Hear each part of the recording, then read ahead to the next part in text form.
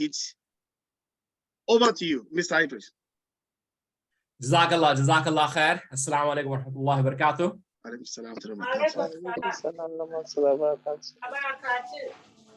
Thank you so much. Thank you, Taj. Thank you, everyone. I literally appreciate it. And thank you for giving me a little bit of your time. It's just that what I'm trying to do at the moment is I'm planning. Basically, it's a plan. I'm planning to write a book. Oh, hello. Avia. Assalamu alaikum. How are you? Hey, salam. Umera, how are you? Good. We're gonna talk, inshallah. Jazakallah. Baba needs some time. Okay? Please go play. Okay. My basically idea is to write a book. So that's one of the things what I've started, and I definitely need all your prayers. And what my another agenda when I'm writing a book is to impact not just professional lives, but family lives as well. So I'm thinking from, whenever I'm writing something or whenever I'm sharing any article, whenever I'm writing my research, and I'm always thinking, how can I make personal lives better? At the same time, professional lives as well. So both, because I don't see a difference. If you're working, good. If you're not working, you can still use that research. Okay, sorry. Let me put back. Okay. I wanted to share something with you and get your ideas. I'm going to share the screen. Taj, can you let me share my screen? I just want to share the slide with your audience, please. Bismillah. Jazakallah khair. Well, yeah. Mami Adnan, please mute yourself, please. Okay. Thank you, ma. Okay. Can you see my screen? Yes, we can see, inshallah.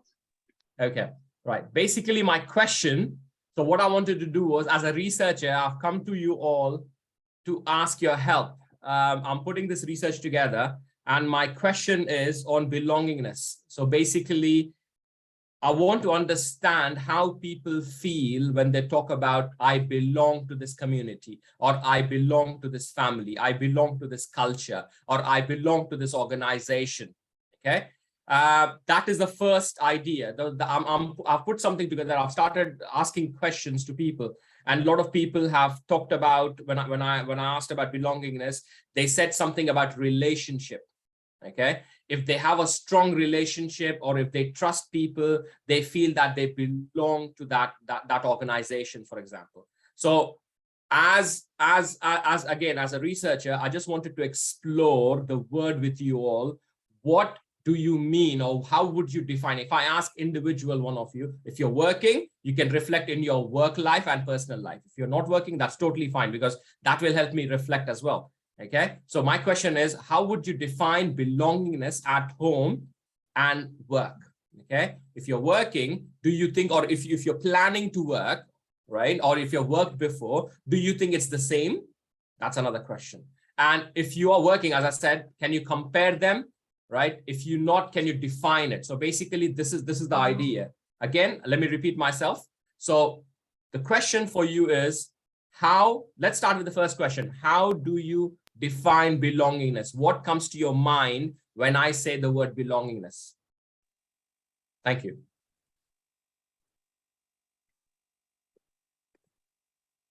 Did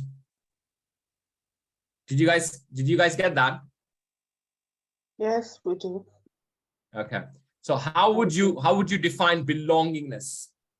Or how would you say, what's your interpretation, or what's your definition of belongingness? When I say, do you belong to this family, or do you belong to this culture?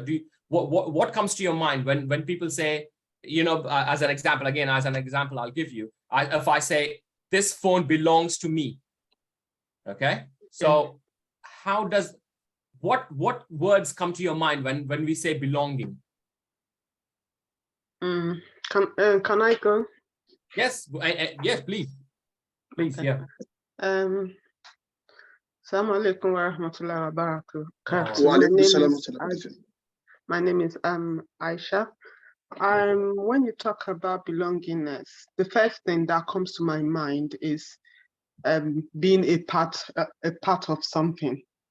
So being a part of maybe a family, being a part of a working group, being a part of a community, just basically being a part of something and how you impact that group, being a part of a group and how you impact that group or that family or that work group or that community that you belong to.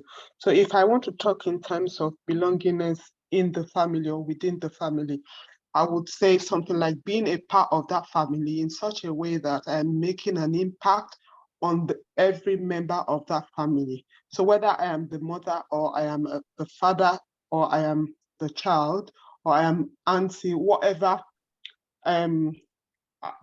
role that I am or that I play in that family, what impact do I make on every other member of that family?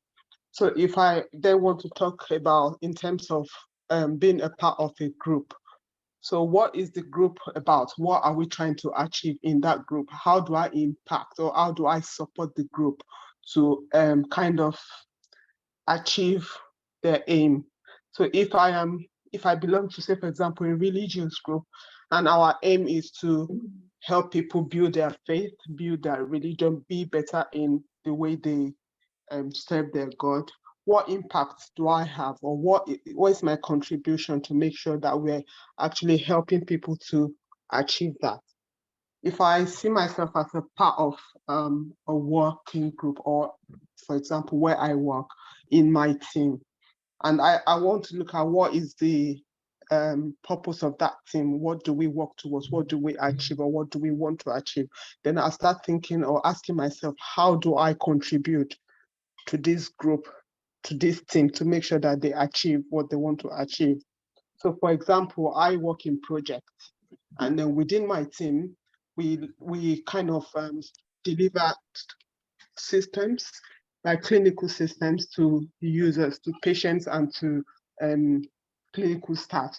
So I want to see within this team, how do I work within the team to support every other member of my team to then achieve delivering that system to the people that need it, which are the clinical people, clinical staff, then that would then support patient care. So it's basically breaking it down. What group do you belong to? What is the purpose of that group? What do they want to achieve? As a member of that group, as a member of that family, as a member of that community, as a member of that team, what do you do to support the team? What do you do to assist that group or team or family so that they feel your impact, and they kind of, that impact that they feel helps them to achieve what they want to achieve?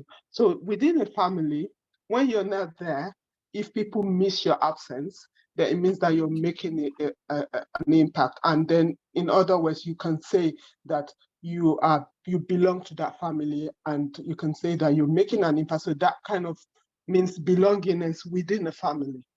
Within work, if you're a member of a team at work and you contribute your best, your quota all the time, when you're not there, they're like, oh, Idris is not here today. Oh, we miss him. This topic we're talking about, if he was here today, he would have been able to say one or two things to, kind of progress this topic. So you're not there, they miss you. So if you hear that, you kind of know that you have a feeling of belongingness to that team, to that group. So belongingness, at the end of that, I'll come back and say, is when you feel that you belong to a particular set of people and you make impact in that group or in that team or in that family that you belong to. I hope I've been able to make some sense. Yes, you did. Thank you so much. This is the reason I wanted to reach out to you and to Taj to get some ideas. Anybody else, please?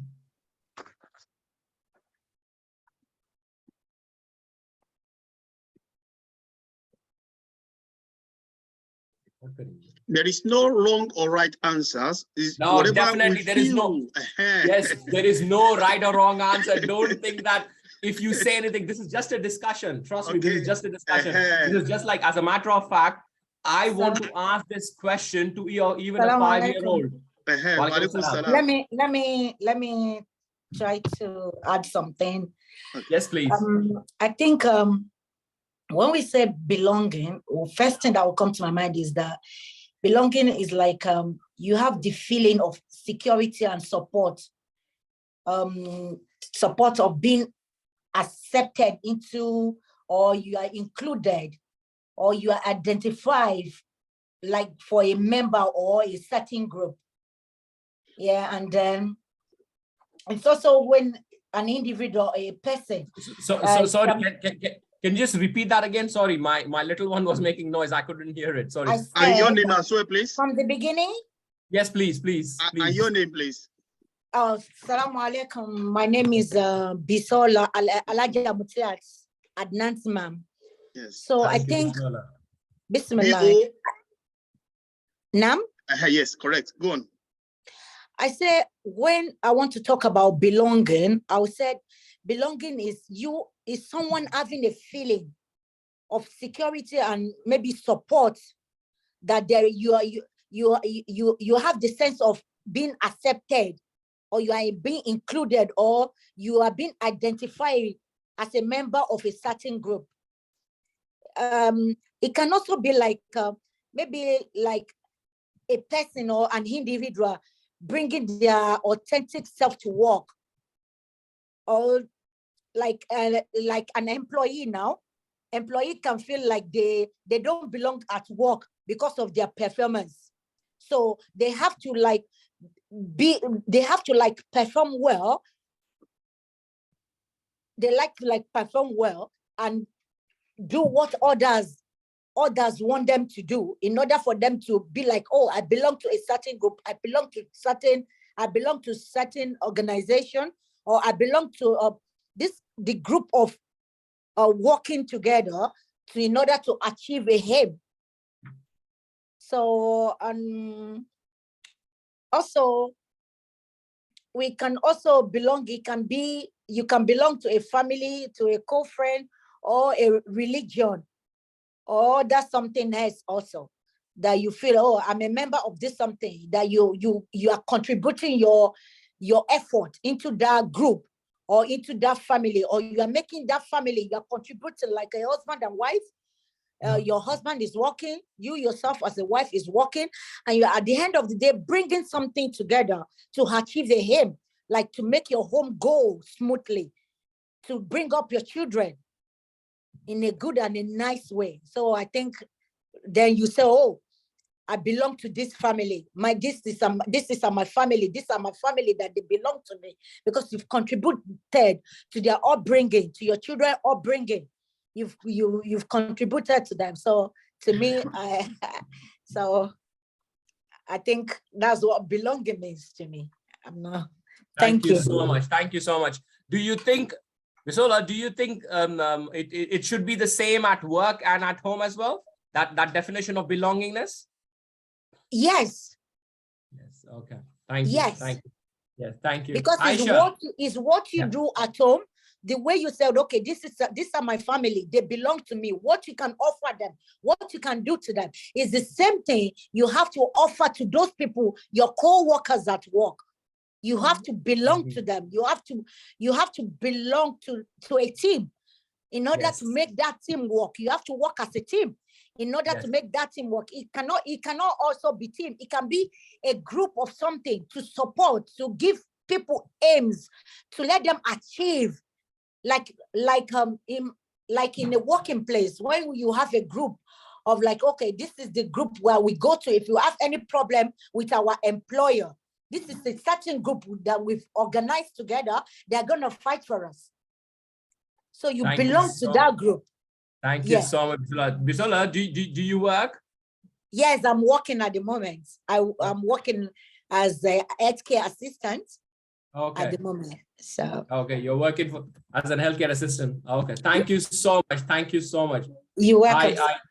I thank you. I hope you guys don't mind if I put your names in my book. Not at all.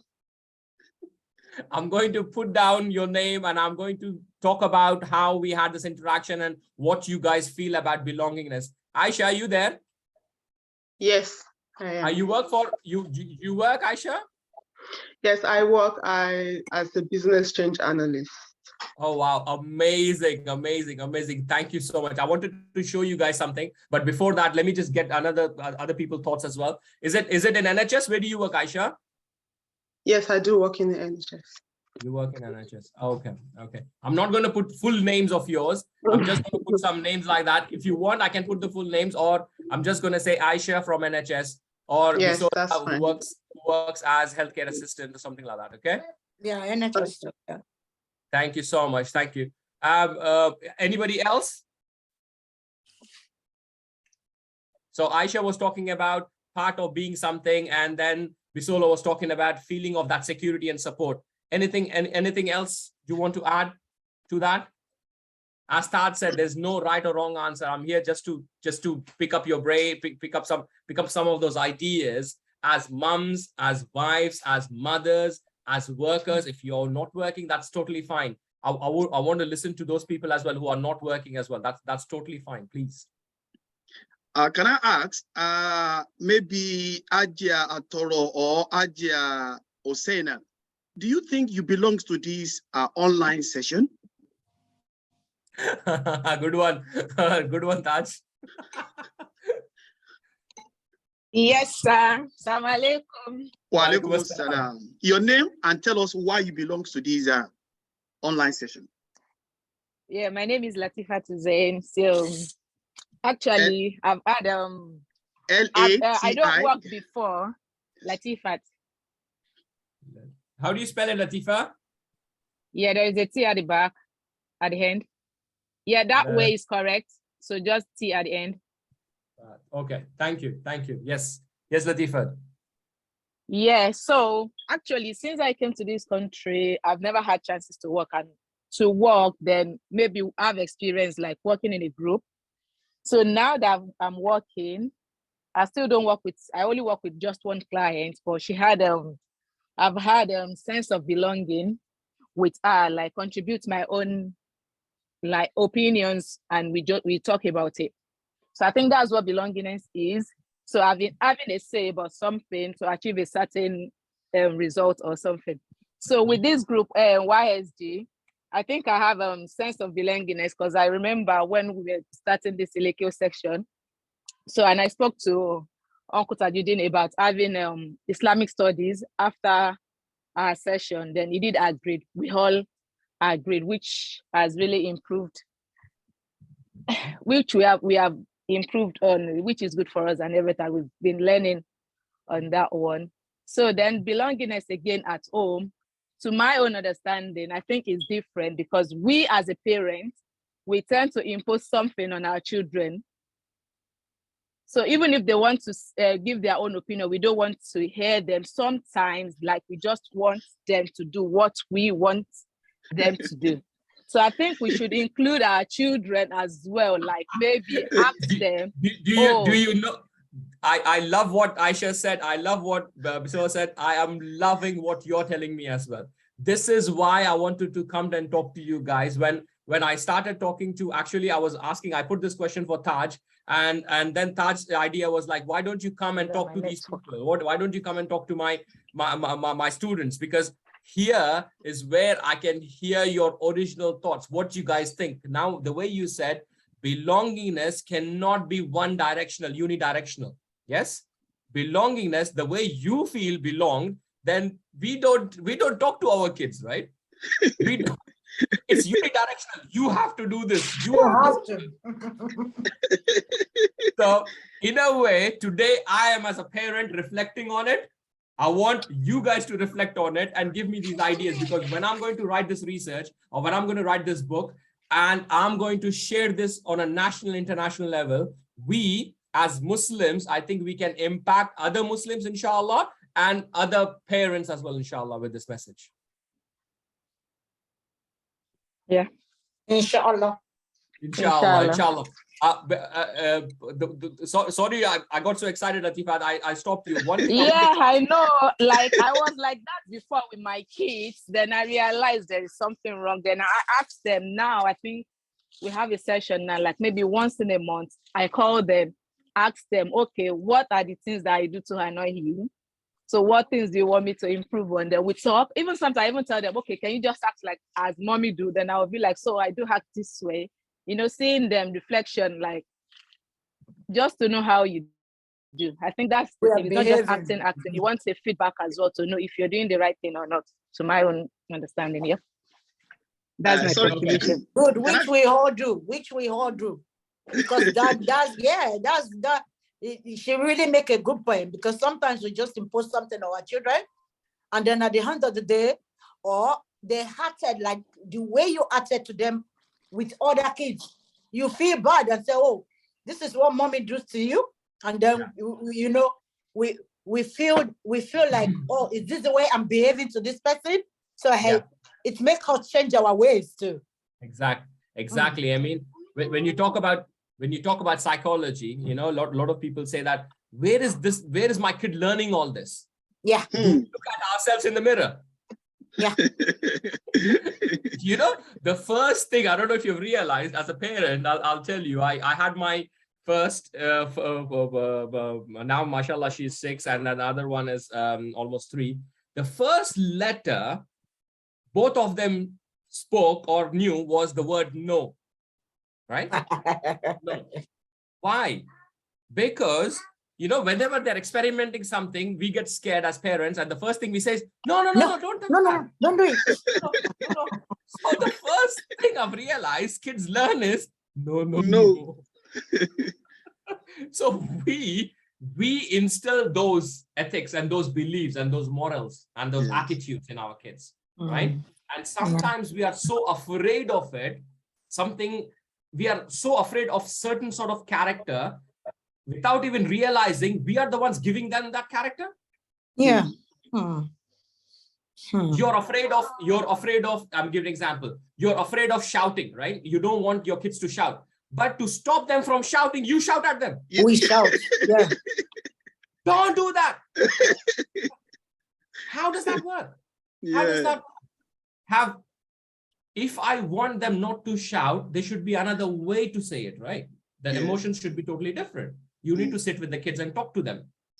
So I was talking to one of the psychiatrists recently, and I said I was going to write an article that we say we care, but do we really care? That's my question. Do we really care as a father? Do we have enough time for our kids? Do we really care as a husband? Do we have enough time for our wife? Do we really care as a brother, as a son? Do we really care as a mother? Do we care really as a wife? Do we genuinely listen to people around us? Do we really reflect? Now, the word care is often misused, I think. When you say, I love you or I care about you, right? Do you really understand what love and care means? Loving and caring in Islam, from Islamic point of view as well, right? When you see the way Sahaba, when you see the way Prophet Muhammad ﷺ used to be in the family, right? We have not really understood that word.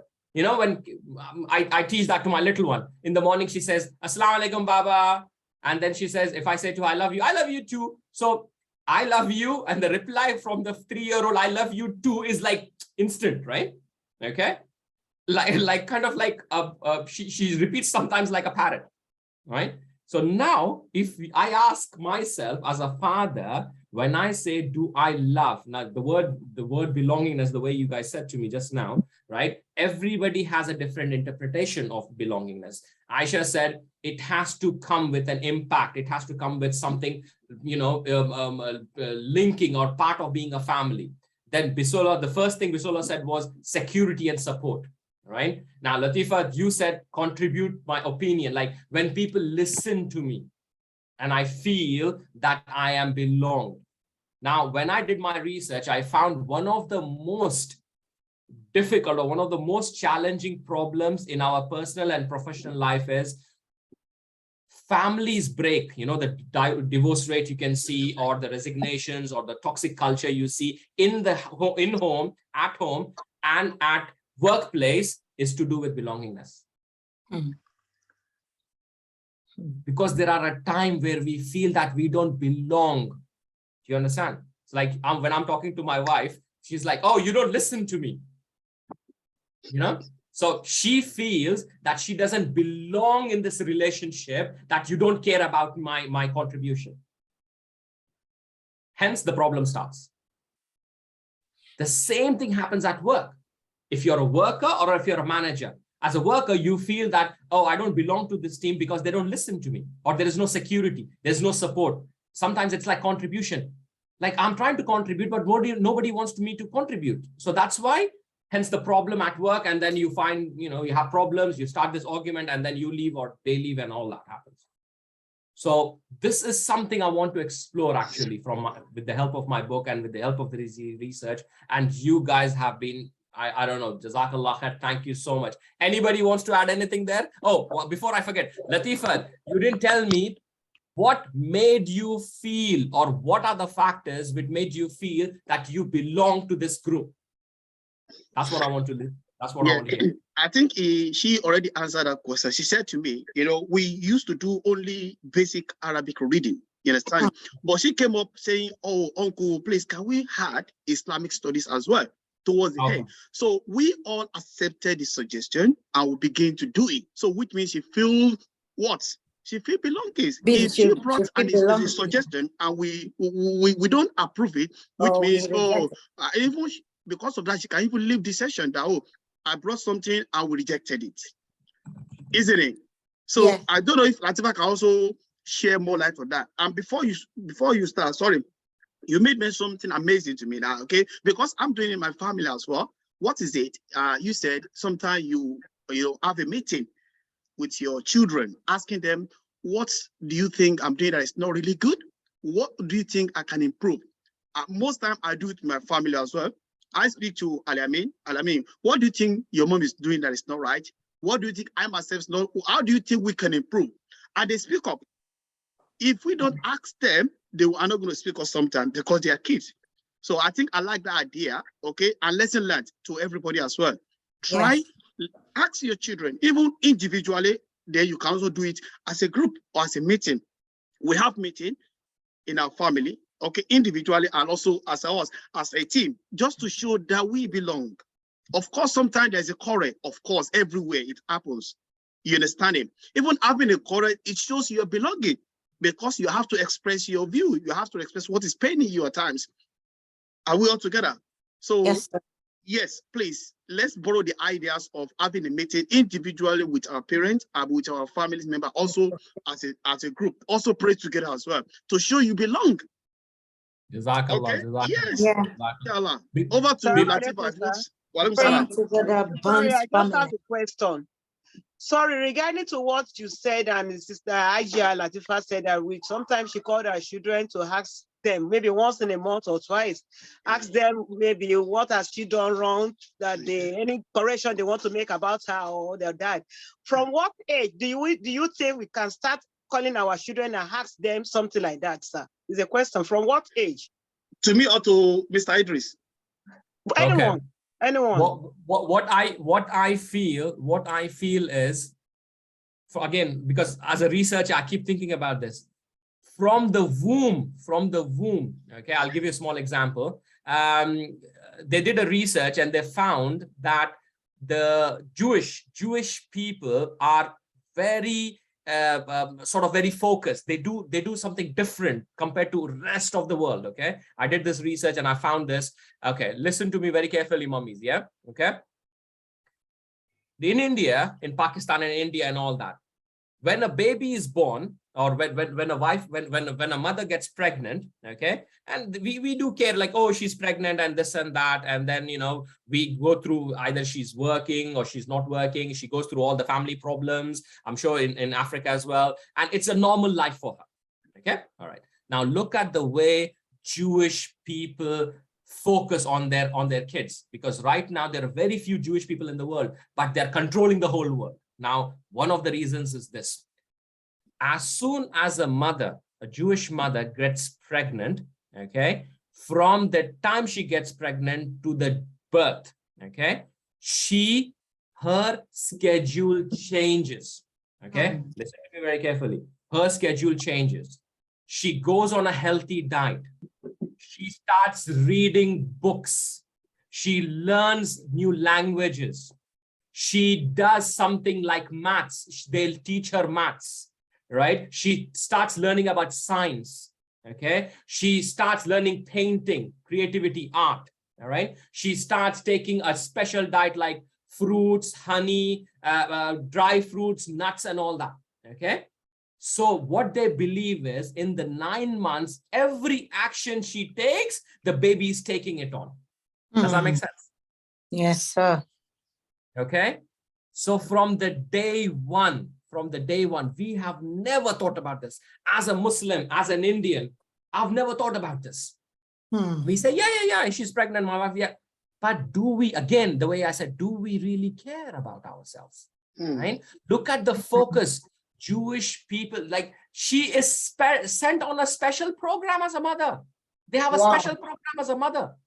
So her whole life changes in those 9 months. She is like literally on treated as a queen. Wow. She's been given special classes. She starts reading new books. My little one, recently I've realized I love writing. I'm dyslexic. You know, I have problems spelling and this and that. But I love writing. And my 6-year-old, right, recently, she won an award for writing a story at school. MashaAllah. And I didn't realize that. Now, what I feel is it's in our genes. We give it to our kids. But the problem is we never understand our passion. And we never help them understand their passion. I became a writer. I loved writing. I loved stories. And I became a writer at the age of 42. Right? But I can see she's only 5-6 years old and she's writing her own diary. That is the difference between the way we think and the way the kids think nowadays. It's so amazing. SubhanAllah, it's so amazing. You know, that's what I think as a parent, as a person who's going to lead Ummah, for example, as a leader, think yourselves as leaders. Mothers are very important. That's what I like strongly believe. Sometimes my mom, sometimes my wife is like, she's at home at the moment. She's like, oh, I want to go work, Idris.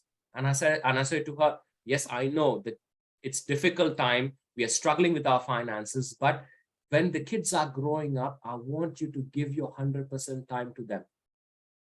Because I've already sacrificed my time. I'm at work 10 to 12 hours. When I come home, I'm again busy with something. At least one person in the family should be so emotionally invested in the kids. I can support her, I'm supporting her, but there should be at least one person to be connected on an emotional level. What I'm missing when I come home, my wife updates me on her progress from school. So she's like, oh, Idris, this is what she did today. This is what she did today. Then what I do is in the evening, before going to bed, and I just ask her, before putting to bed, I ask Afia, what did you do today? And she's like, oh, Baba, this. But I can't capture the whole day. I give her 10-20 minutes. Then what we do is we read a Quranic story, one Quranic story before she sleeps.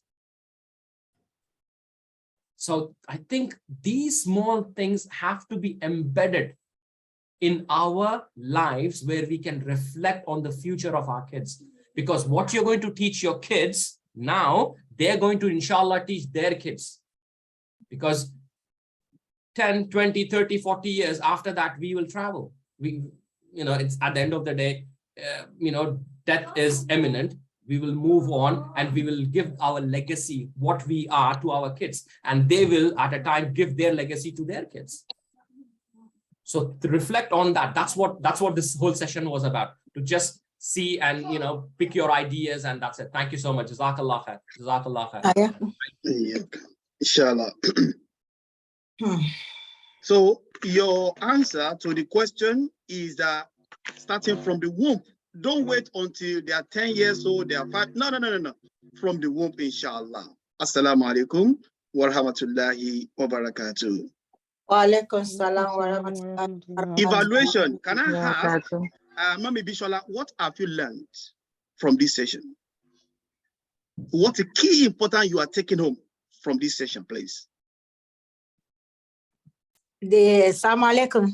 Walaikum salam. I've learned a lot today, MashaAllah. especially how to support our children. The last one, like Idris just said now, like from the womb, is that Allah. is whatever we do that passes to them, that pass on to them. Sorry. MashaAllah. So, Directly then, or indirectly? Directly. Allah. Directly. And then we should learn how to call them and say to them, where what have I done wrong? Or what do you think I'm doing wrong? Or Okay. How can I improve? What would you like me to change? Another thing, Bisola, another thing I wanted to tell you is, I don't know if I've discussed this. There is a strategy, again, psychology, the strategy. When you tell kids not to jump on the sofa, the only thing they focus is jumping on the sofa. Exactly. Okay. So don't tell the kids what I did wrong, because the word is wrong. Oh, okay. Okay. No. Okay. How can we improve? Yeah. How can we improve? Okay. What can mama or what can Baba to do to, to help you more? To help you more. Okay. How can we, become more compassionate? Because I'm teaching the word compassion to my kid. Compassion. In research, there are basically three words. I'm sorry, I'm taking too much of your time, but I'm so passionate about this. We are enjoying it. So there are basically three words: sympathy, empathy, and compassion. Sympathy is feeling sorry. You say, yeah. Sometimes you see something and say, oh, I'm sorry about that. The way we say, oh, that is sympathy. Okay. Now, compassion is at the extreme, but there's something called empathy. Empathy is deeper understanding. As a parent, I think we are still stuck in that sympathy and empathy state. Even as a worker, even as a manager at work, we still, juggle between sympathy and empathy. Sympathy is like, oh, I'm sorry. Oh, what happened to your family? Oh, he's not well. Your son is not well. Oh, that's okay. Sympathy. That's sympathy. Just feeling sorry is sympathy. Empathy is a little bit deeper understanding of your emotional feelings. Okay. So what I do is I sit down with you and I say, Bisola, yesterday you did not come. Can you tell me what happened? Is everything okay at home? Then you say, oh, this happened, that happened, I had problems. A little bit of more understanding. Okay, that is empathy. Empathy. So you move from that sympathy to actually deeper understanding of a person's problems. Let it be your own problems or let it be somebody you are talking to. Compassionate state is where you put an action plan to it. Meaning you do something about it. Okay. Right? Okay. So you ask your kid, so what do you think we can do? Or, do you have any ideas for us to have some family games? Or what do you want to do over this weekend? Okay. And they say to you, this is empathy state, right? And then they say to you, oh, mama, I want to go for this, to the park and let's go play this and that. So compassionate state is you remember that and you take that suggestion and turn that into an action plan and you make it happen. That is compassion. And a lot of times as parents, we don't do that. And as managers, we don't do that at work. That is what compassion means. Have an action plan or, actually look into that. What can I do about this? Okay. My kid says that sometimes I'm shouting at them. Like, oh, mama, you get upset. Sometimes when I don't do this, you get upset. Okay. You reflect like, okay, what do I need to do? As a father, this has upset me. Why did it upset me? Oh, because I feel that I'm losing control. That ego as a parent. Yeah. Right? Sometimes when they don't listen, why do you get upset? Because you feel that you are powerless in front of them. Do you understand? There's a power struggle between a 5-year-old and a 40-year-old man. That doesn't have to be. Let them be. They'll play a little bit of tantrums and then you bring them down. Okay. And then you talk to them. Okay. I'm not a big fan of, I was brought up when I did not do right. My dad used to literally smack me. Simple as that. Right? That culture, I mean, I remember, I think nothing in the house was not used on me, from slippers to belts to, I don't know, you could literally, and anything in the Broom. kitchen used to come Broom. flying. Do you have broom? Broom. Oh, definitely, bro. Definitely. Broom, belt, sticks, slippers. I don't know if you guys have this, we call it in India, balan, you put the bread, you make chapatis with it. It's like a wooden thing. Like a wooden, yeah. A roller. Yeah, the round. Forgetting the name now. Okay. So that as well. I mean, loads. There was a whole list actually. So that's fine. I mean, from me, even as I was talking to a Christian colleague, and I said, even Bible says that you need to be very strict with your kids. Fair enough. They need to understand manners, behaviors, and all that. That's fine. It's fine. But the thing is, we sometimes, because of our busy lives, we have lost that compassion, which Prophet Muhammad used to have for his subordinates, his kids, his wife. For spouses, for example. Okay. In India, if my mom comes over, if my mom sees that maybe I'm not giving an example, I'm just saying that if I'm washing a dish, right? I got up and I took my plate to the kitchen and I'm washing my own dish. So in Indian culture, it is seen as if like, so your wife is making you wash dishes now. That's how I've been brought up. That's basically the culture. But the thing is, it's okay. Once in a while, helping the spouse, sitting down and asking the spouse, what exactly do you feel? When was the last time your manager asked you this question? Or when was the last time as a husband or as a wife, you've asked your kids or you've asked your husband, how do you feel? How are you today? How do you feel? Are you happy? Are you upset? Are you excited, elated, thrilled? What is exactly your feeling? Let me ask, Afia, how are you feeling now? Are you happy? Are you happy? Are you sad? What are you feeling? Tell me how you feel right now. No, just like, how do you feel now? Happy? Good. Omera, you feel happy?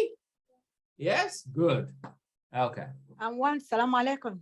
One One thing I learned again. We have 2 minutes, please. Okay, one thing I learned again about our kids is that it's not everything they do that we have to scold or smack them, because the more we smack them, the more they go into that thing. Yeah.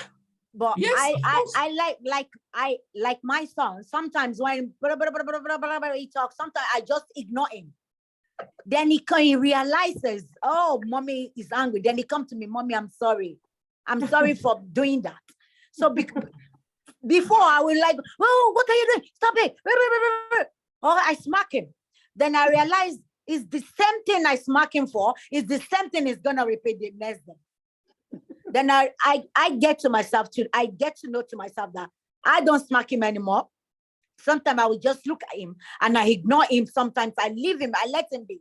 If he talks to me, I leave him. Then he realized, oh, mommy is angry. Mommy, are you angry at me? I will tell him, what did you do? I'm sorry, mommy, for making you angry. So I think I learned something again from that. So thank you so much. Thank you. Before you guys, one second, guys. Before you guys go, can I just quickly share this with you so that if you're working, you can use it at your work as well? Is that okay? Taj, just can you give me 1 minute? Okay, that's fine, inshallah. Okay. All right. Because I wrote this today, I wanted to share it with you all. I don't know if you can see it. I wrote this post today. It was basically, it's linked to a research. Okay. Have a look at this. I just wanted you to look at it if you're working, or even if you're not working, just to reflect it. Okay. Right. This is the research by Dr. Walline and Dr. Dutton. What they found, Mama. What they found is 20% of the heart attacks, people have it on Monday because they're stressed about work. The heart attacks are on a rise, especially on a Monday. And they say more than the wars, workplaces are killing people. More than the murderers and terrorists, workplaces are killing people. Okay.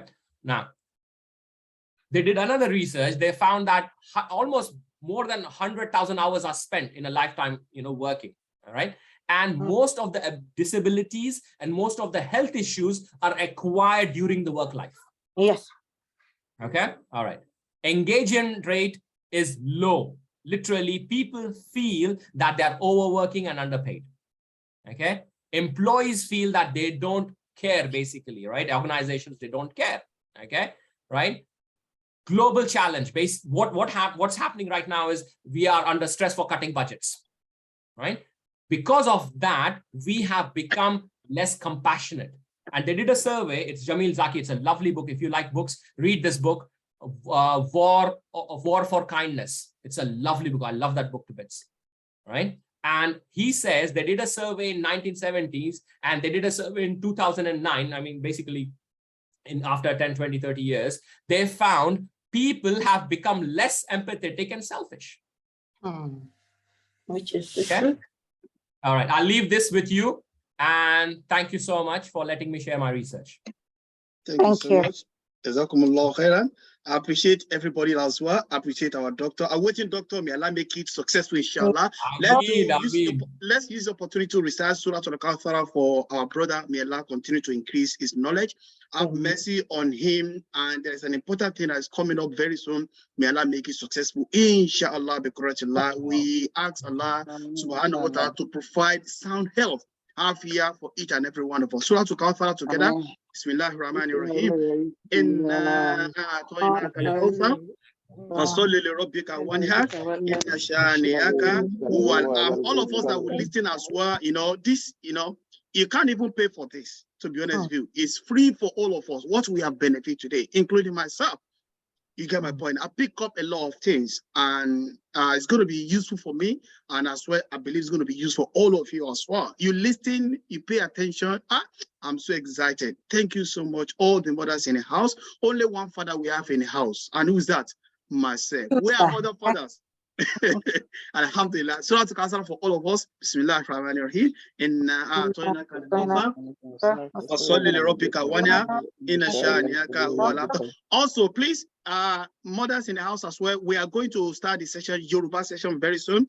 And Mr. Idris is also coming again. So don't let your kids miss this.